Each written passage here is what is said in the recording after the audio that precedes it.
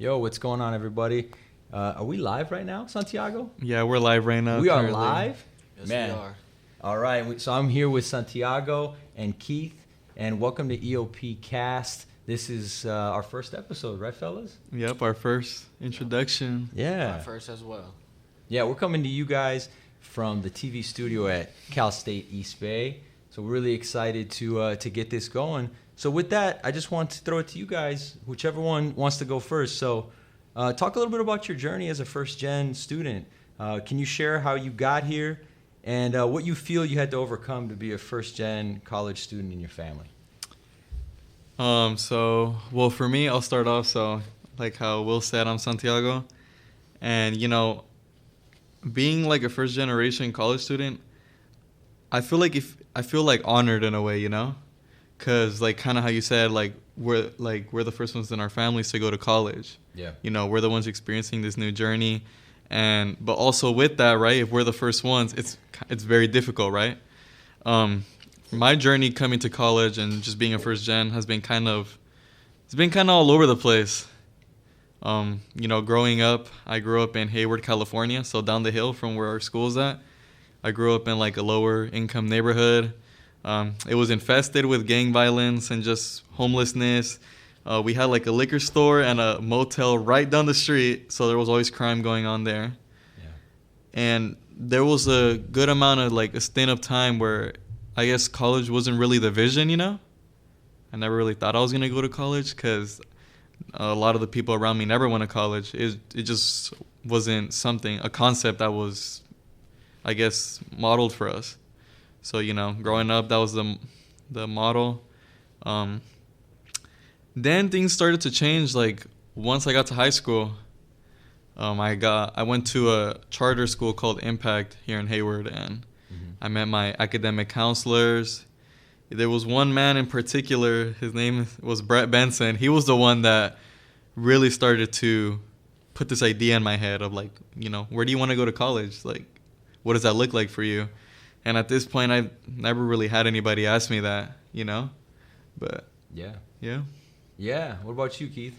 Yeah, my story was very similar to Santiago's. Like we're first generations. We didn't really have that model growing up, and we didn't have people really telling us and influencing us into going to college. We were surrounded by gangs, like he said. I actually was going on my freshman year in high school. I was just trying to fit in. I didn't know what to expect. I didn't have people tell me to do this and what to watch out for.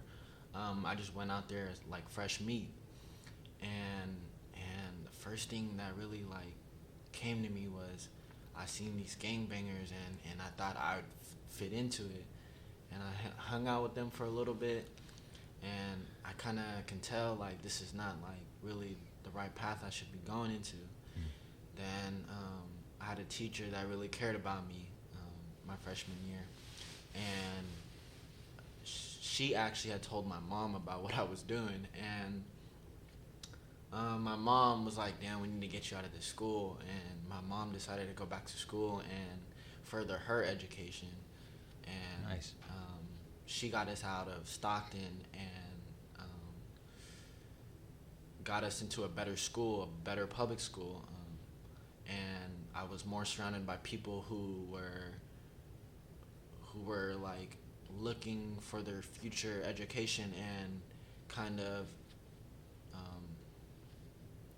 just around educated people. I was really around educated people, and that's what that is what influenced me the most. And I got into East Bay. This was actually the only school that I actually got into. I got denied from every other school, and that brought me down a little bit, but I didn't want it to stop me, so came into East Bay, and I'm having a great experience. I would never imagine myself from here. I'd say I'd be proud of myself if I was talking to myself 10 years before. Yeah, I like that. Yeah, that's kind of a good one too, right? Like, what could you tell your current self? If you could go back and tell your past self, would you be proud of the current self that you are? Oh yeah, I would for sure be proud, because when I was in elementary, I was a class clown. I was the one always I would do these little weird dances my friends always say, and I was always just getting in trouble. Like the teacher would be like, "Hey Santiago, stop talking to like Jose or Right. my friend Juan." Those were the friends I had in the classroom, and I also had another friend named Pepe. His name was Jose. Yeah. And I was always just getting in trouble and picked on, by the teachers for that. And like how I said, it wasn't the vision to go to college. So if you would go back and tell this little, short, skinny boy, because that's how I always describe myself when I was a kid, that I would be here right now, in college and about to enter my third year next semester, and I'm on pace to graduate, I would probably say, you're kind of crazy, it's just crazy. Yeah, no, absolutely. And also, a big deal too, especially in our program, is we actually we don't have as many males in our program. So I just think, I kind of take my hat off to you guys as being two males as part of our program, part of EOP and working with EOP, and being two males of color as well. I mean, I'm from a Latin American country. I'm guessing you are as well. Your family's from originally? They're from Mexico, from the state of Michoacan. Okay. And then where you from, Keith? I'm from Stockton. Originally, my ancestors are from Cambodia. That's in Southeast Asia, right on the border of Vietnam. Yeah. Yep. Yeah. It's very small. They are actually, I would say, I'd be grateful for my grandparents to immigrate to America and survive me, because I wouldn't be here. They actually survived a wars in 1975. So I thank them for being here in America, or else I wouldn't be here. Yeah, I mean, again, just listening to you guys' stories, man, it's really impactful stuff, and we've known each other a little bit, but I'm already learning so much about you guys just talking here for a few minutes, and my story, is just real quick. Again, I'm originally from Brazil. My family moved here when I was 7.5 years old, and one day they just said, "Hey, we're moving to America," and I was like, "Okay." When you're 7, you have no idea what that means, right? And so, they weren't necessarily escaping, poverty, but they were just really lower class, real hardworking people that just, basically they would work, but they never see the money. Yeah. It was that was the thing my dad sometimes would say. And so, he didn't want to move here just because, I want to make money, or I want you to make money. It was more about, I want you to have an opportunity to get an education. Mm-hmm. And that's the thing. So I love hearing that you guys were you had a counselor, and then you had a teacher, and so for me, I had several people just kind of through the years that I just really admired, and it kind of helped. So that was really cool to hear you guys. Shout out to those counselors and teachers. I mean, you're making an impact every single day, whether you realize it or not. So, definitely cool. I mean, it's just cool to kind of dig into, again, being first gen. It's a big deal. It's a lot of pressure. Oh yeah, for sure. Right? Especially in your first year, it's really a lot of pressure. You don't know really what to expect. You don't have people to look up to really tell you what to do and what to not do. Yeah. I feel like for me it was a little odd. It wasn't the traditional I'm coming in here at first gen I'm obviously I was nervous, but I was determined. I was going to get it done. I had met with my EOP counselor before summer, before I even graduated. I already knew who he was. I was meeting with him. I was telling him that I want to do this. I don't know what it's going to look like, but, I hope you can help me. And then, shout out to Dr. Martinez, because he was the one that kind of started helping, make my schedule, and just, obviously just trying to be there, telling me that, I could do this. And the last 2 years of my high school, as we all know, we were all going through the pandemic. Everybody was at different stages. But my stage was, I did all my senior year online. So that was pretty boring and whack, Yeah. Missed out on prom, a nice graduation. I missed out on like a lot of those things, you know, that we strive for. Yeah. And, you know, coming into college, you know, I actually didn't have a lot of friends apply to college because they lost that motivation during the pandemic. And I actually applied to 8 schools when I was looking for colleges, and I got into 7 out of the 8. So to me, that was like crazy in it itself, because like I'm telling you, when growing up, that wasn't even the vision. Yeah. And you know, just when I got in here, like I was doing pretty good, you know, like I actually found it relatively, like for me at least, obviously it was a little just adjusting to coming back in person, but I was trying to use the resources that I had available to me. So my counselor, I told my statistics teacher, because, you know, I emailed her, I'm like, I want to pass this class, like what do I have to do? And she told me that if you want to pass, come to class, show up on time, and study, and just be ready to like just showcase, you know? Yeah. Like, but prepare. And so, you know, I did that, and like my first semester went relatively like smooth for the most part, I want to say. Yeah. It's what they say, right? Showing up is half the battle, right? Yeah. And it's really so true in college too, because a lot of times when you start to miss class, you get so far behind so quickly. And but when you go to class and you actually, like you said, you ask the teacher, like, what can I do? It's so huge, because then they know you're invested in it, you know? So I really like that you mentioned that. And yeah, I mean, it can be tough early when you don't really know. Like when I got to college, it's like my parents never went to college. So I was like, where do I go? What do I do?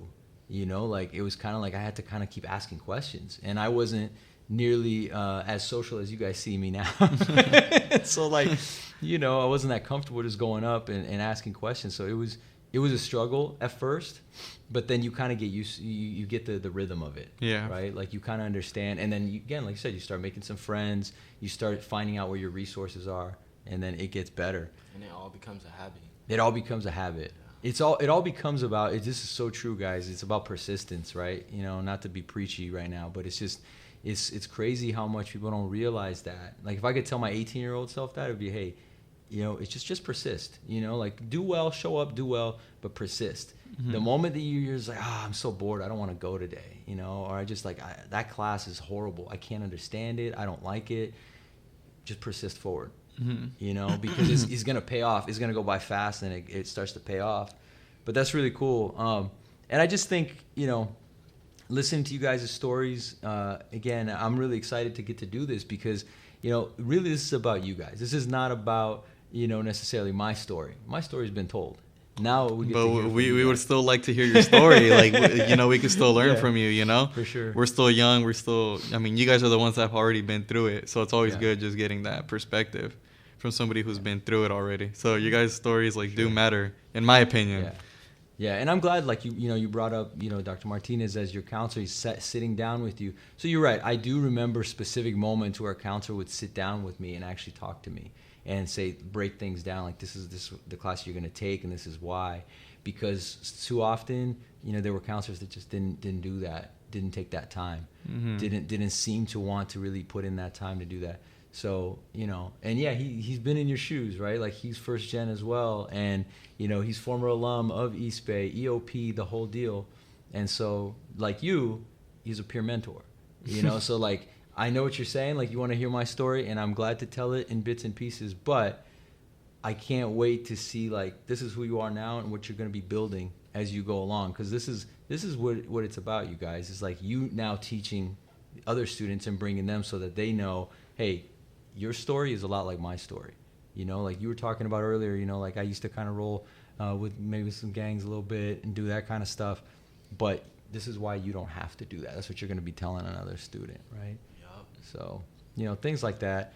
All right, but with that, I just want to take a quick break, and we'll be right back with EOPcast after this. Thank you.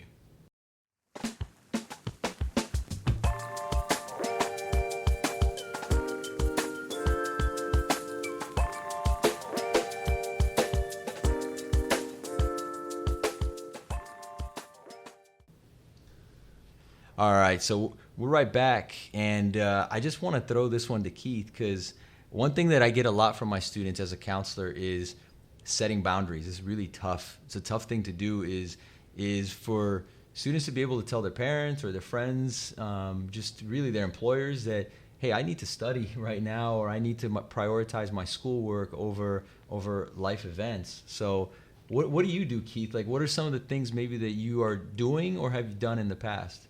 I think in this generation, and I gotta say I'm like a part of it too. Social media, it's really one of the major things that I get really distracted of, and one of the things that I started doing, and I'm doing great at it, is kind of putting my phone to do not disturb, and kind of setting away that social media away from me, and not really looking at my phone constantly. And I'm also like thinking I have priorities like school. I have things to do, so I will. Yeah, go ahead. I lost my train of thought right there. No, you're good. Yeah, back to boundaries. But other than social medias and putting my phone away, I kind of not reply. I don't when I have an emergency message from like my friends or family that who like need certain things, like, oh, can you pick up your little brother, or can you go get something from the grocery store? Yeah. I kind of like stand up to myself and kind of say I got things to do and put my priorities first and studies first. Yeah. So I feel like something that I really wanted to focus on was kind of like going back to the pandemic. Yeah. I feel like, when the pandemic first happened, right, like, we weren't going to school. Some jobs switched to, being at home, online.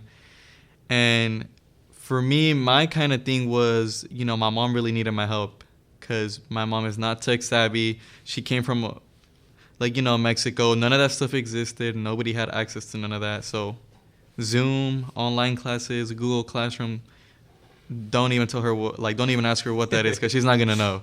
Yeah. And, I was learning myself too, but I had some experience, right? I knew a little bit about Zoom. I used Google Classroom in middle school, so I had an idea. I feel like as that transition was going on, right, my mom really depended on me, just not for like helping my little brother, helping her, honestly, I also, on a more personal note, my brother-in-law had passed away during that time. Oh man, I'm sorry. And so I had to take on the responsibility of my nieces and my little nephew, and I had to help them as well. Yeah. So it's kind of like I was juggling a lot, but also still trying to figure out how am I going to navigate this. So now going forward, right, like, I'm in college now. I'm trying to go back to college. My mom at this point still heavily depends on me now because she got used to it. She's like, hey, can you, like, my little brother was still doing some online classes. So she was like, hey, can you help him? Hey, can you pick up your little brother? And, it was hard telling my mom, like, no, because, I feel like my mom has done, like, everything she can for me. Same thing with my dad. I don't like being like that, it's hard to say no to them. Right. But kind of going back to setting healthy boundaries, right? I feel like specifically in the fall of 2022, I started to notice that not setting those boundaries was affecting me.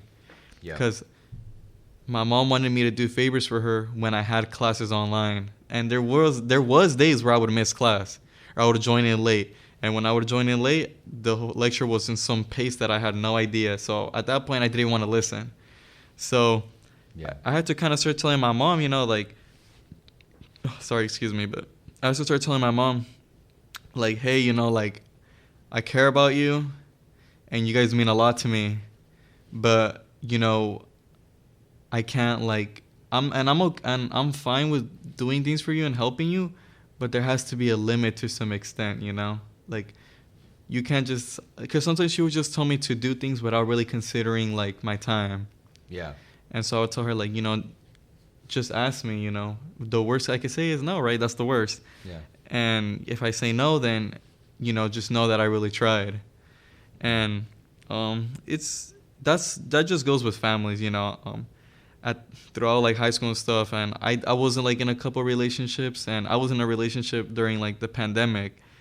and just setting boundaries between like we have more time to spend with together, because we weren't going to school. Yeah. And so sometimes like I would get distracted from classes. I wouldn't really want to join because I wanted to go out with my girlfriend, go to the park or something. And so kind of setting boundaries there. And it's a little difficult to set boundaries because some people just don't understand. Like it's as simple as that sometimes, Yeah.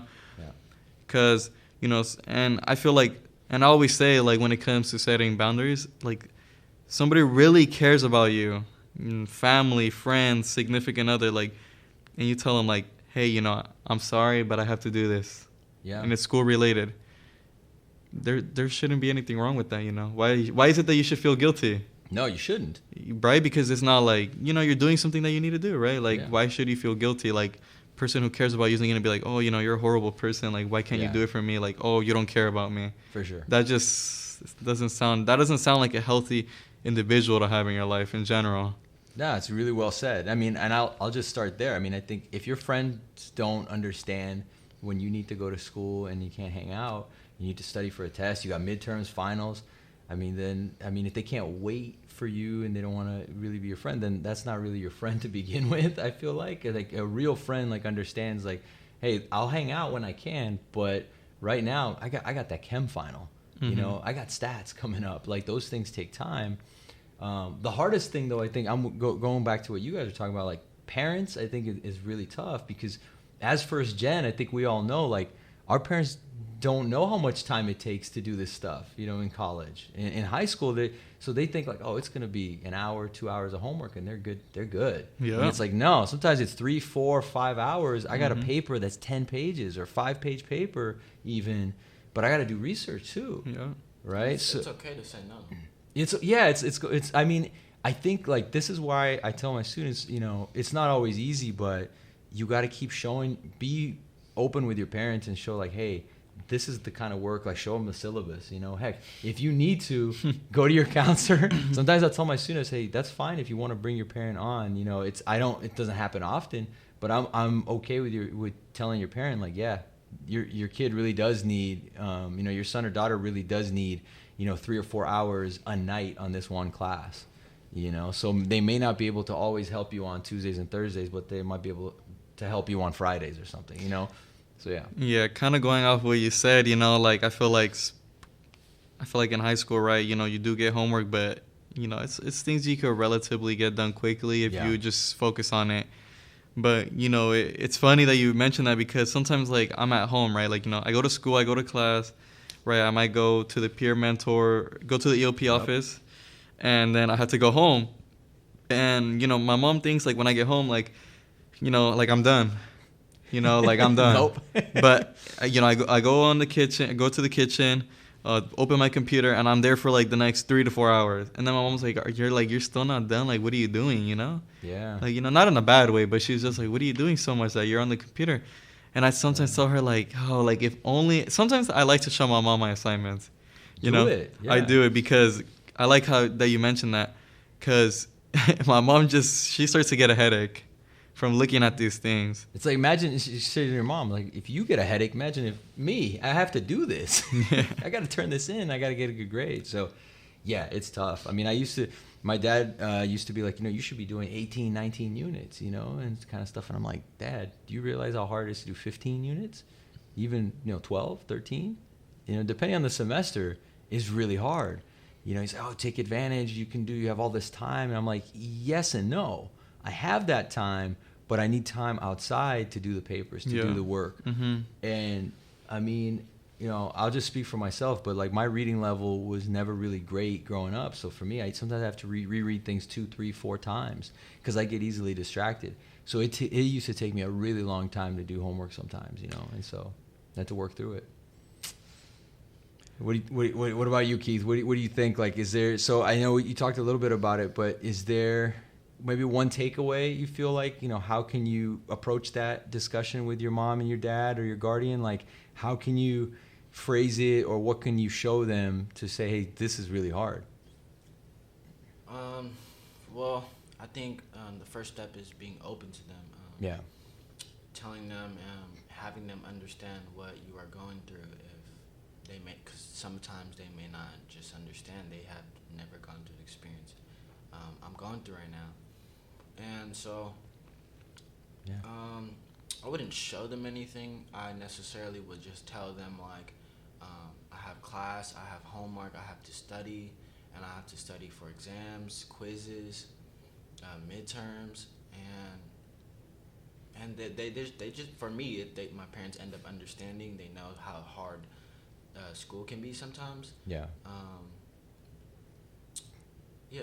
So it's that repetition, just continuously telling them, like showing them, hey, I got another paper coming up. I got another thing I got to study for. Exactly, showing them what I'm going through, and they end up understanding. That's good. Through me telling them constantly, yes. Yeah. So again, repetition, openness. Sometimes showing them the syllabus or showing them the assignment. Maybe having your not an instructor, but maybe having a counselor go ahead and vouch that you're telling them the truth, that it really does take a long time to do, right? And so this is one of the reasons why I actually think I love it when you have, like, we have university orientation and things of that nature, and the parents go with. They can kind of get a glimpse of the amount of information that's expected of you guys now that you're in college. Yes. And that's just a little glimpse.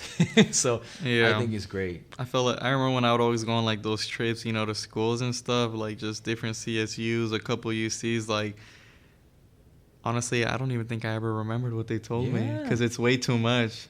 Yeah. It's way too much you're trying to cover. And, like, I know even for the people giving us the tours, it's a lot, because in an hour you cannot explain to a person everything that happens here. Yeah. It's way too much. I mean, when we do counseling appointments, I don't like to do them, over an hour and stuff like that. And even that's pretty long. 45 minutes or so. I think it's a pretty good number. Although, again, I try not to time it, but at the same time, I just know if I'm talking for that long or if I'm listening for that long, I lose it too. Like, it goes right over my head. Yeah. So imagine my students who have to listen to lecture all day and they got to listen to me. So, yeah. Going back to boundaries. One of the things that I used to get distracted of going on with my phone, getting text messages from friends trying to hang out and always do things during the week.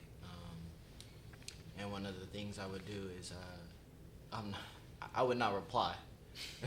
I like that. That's me. I will not reply. Just ignore them? I will ignore them. Sometimes I'll get back to them maybe like hours later, telling them I have an assignment to do, and they understand. Yeah. I think the main thing is with boundaries is opening up to the people who needs to understand that you have your own priorities. They will become understandable of that. Yeah. It's so funny because I feel like the only people we really have to set boundaries with is the people that don't go to college. Well, there you go. Yeah. I know it sounds like so, like, I mean, it's like, it might just sound so, like, common sense, right? But I feel like, for example, right, this actually happened to one of my friends. She had a boyfriend who, he didn't go to school, right? And, she went to school. She was going to San Jose State. That's where she goes. Yep. And it's kind of tough because they just don't seem to understand, They don't understand, like, they think maybe it's just an excuse or you just don't really care, and kind of going back to what I said. But, I met people here, like, I have friends here, and, like, we're always respectful of each other. Always respectful because, I know what you're going through. And they understand. Yeah, and they understand. So it's never an issue. It's just, like, kind of to the outside world. The outside world. Not to your world when you're in school and with your friends on campus. Yeah. Yeah.